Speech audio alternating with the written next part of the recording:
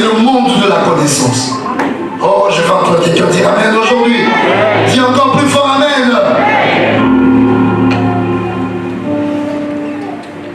Alors à un moment donné, il faut arriver à diviser la maison de Dieu en 3 parties.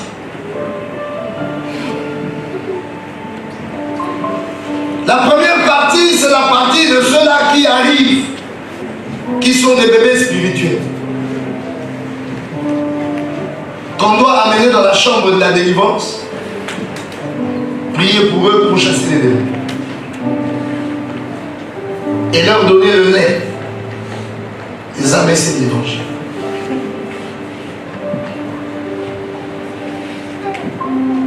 Et les préparer à entrer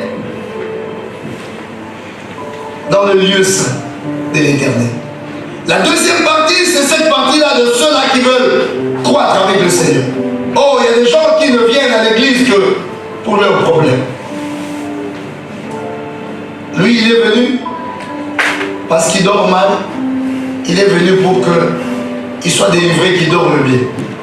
Ça suffit pour lui. Quelqu'un est venu parce qu'il est malade, il doit trouver sa guérison. Quelqu'un est venu parce qu'il a une situation et il veut une solution. Toutes ces choses-là appartiennent au parvis de Dieu. On vient dans la maison de Dieu pour ça, mais on ne vient pas que pour ça. Et quand Dieu laisse ces choses venir sur nous, c'est parce qu'il a envie de nous recevoir à ses portes pour nous conduire plus loin. Si tu restes que dans le côté du parvis où tu viens pour avoir une solution à un problème, pour avoir une délivrance, pour trouver une guérison, si tu restes à cet endroit, tu ne pourras pas participer réellement à la chose de Dieu et le palpable ne sera pas avec toi.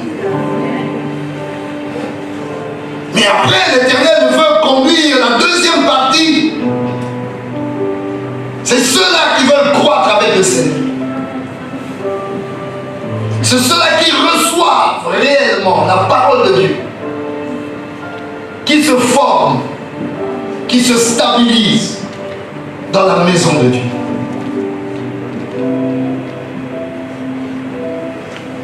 Et dans la troisième partie, c'est ceux-là qui, ayant reçu le bagage de Dieu, sont prêts à faire des choses avec Dieu. Alléluia. Qui m'entend, qui dit Amen. Et Dieu commence à te faire asseoir à ta table. Il discute les choses qu'il a à accomplir sur la terre. Et il veut faire ces choses avec toi, qui m'entend, qui dit Amen. Il écoute même ton avis. Parce qu'il sait que tu as un avis à donner. On ne demande pas l'avis de n'importe qui, on demande l'avis des experts. Mais si tu as été réellement formé, tu as la connaissance, tu deviens expert, alors Dieu a besoin aussi de ton avis. Qu'est-ce que tu en penses? Dans cette affaire, qu'est-ce que toi tu dis? On ne pose pas cette question-là à un enfant. Alléluia. Et c'est à ce niveau-là aussi que l'Éternel t'envoie dans des choses où toi, en tant que lumière, tu peux éclairer les autres. Car si toi-même tu es aveugle, où vas-tu amener les gens? Où veux-tu mener les gens si toi-même tu es aveugle? Si toi-même tu ne vois pas clair, tu ne comprends pas très bien les choses, comment Dieu peut te mettre devant des gens pour les amener où? Malheureusement, il y a beaucoup d'aveugles qui conduisent des aveugles comme eux. Lui-même, il ne maîtrise rien de la chose de Dieu, mais il prétend conduire les gens dans la chose de Dieu. Et par certains zèles émotifs, il y a des gens qui se retrouvent dans des couloirs qui ne les avancent à rien du tout. Faisons de la chose de Dieu comme un petit théâtre, comme une histoire où chacun peut se lever et puis on fait ce qu'on veut faire et puis il y a 2, 3 adeptes qui sont là, qui trouvent que c'est bon, c'est notre histoire. Mais dis à ton voisin, tu n'as qu'une seule vie. Ne t'amuse pas avec ça.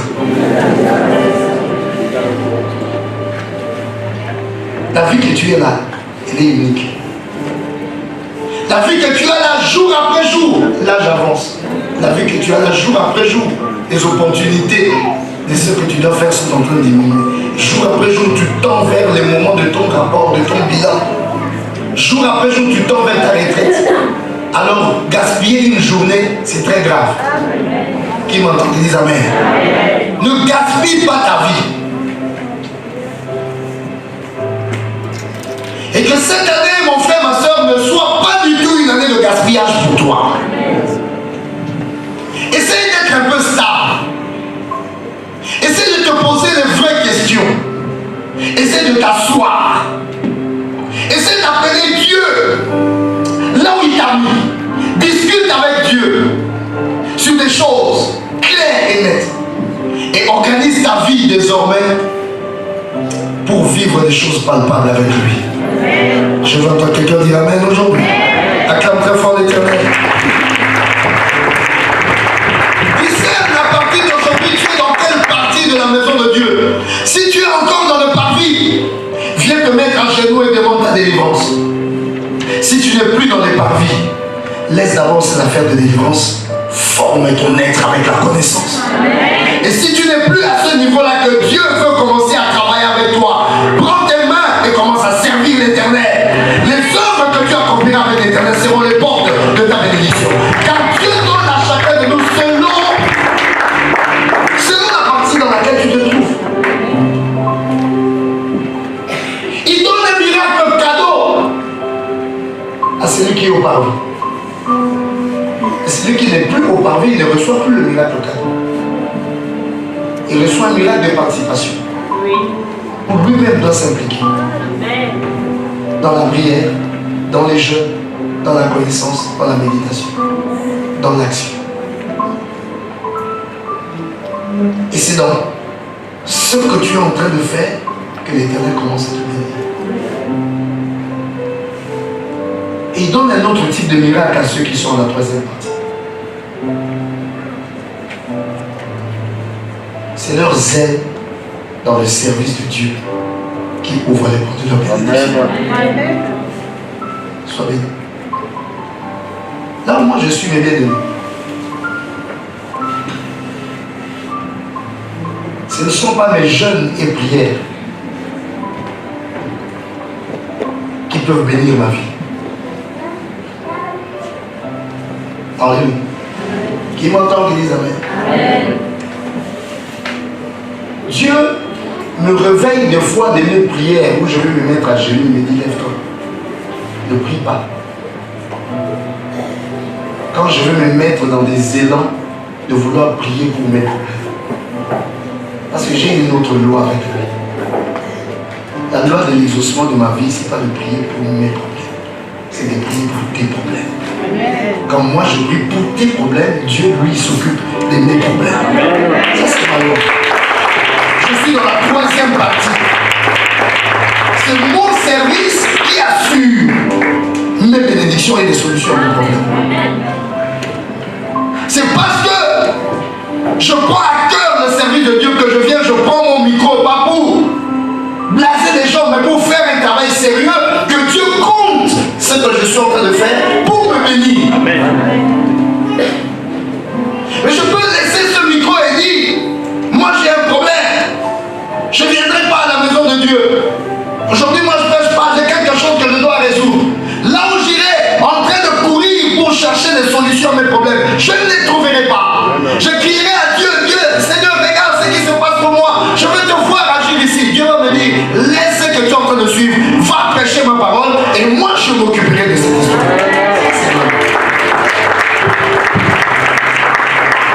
Donc quand tu ne comprends pas dans quelle partie tu es, tu peux attendre des exaucements qui ne viendront pas.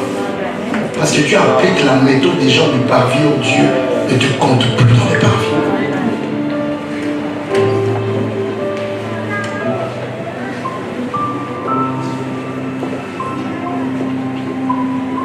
Quand tu seras chantre de l'Éternel et que tu seras absent, parce que tu dois courir sur une histoire, cette histoire-là, ça te fera courir jusqu'à tout.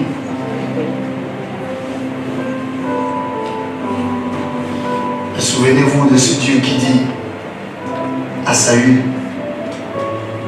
les ânesses de ton père sont retrouvées. Ne les cherche plus. Dieu les a ramenés. Toi, tu as l'huile maintenant pour faire la chose divine.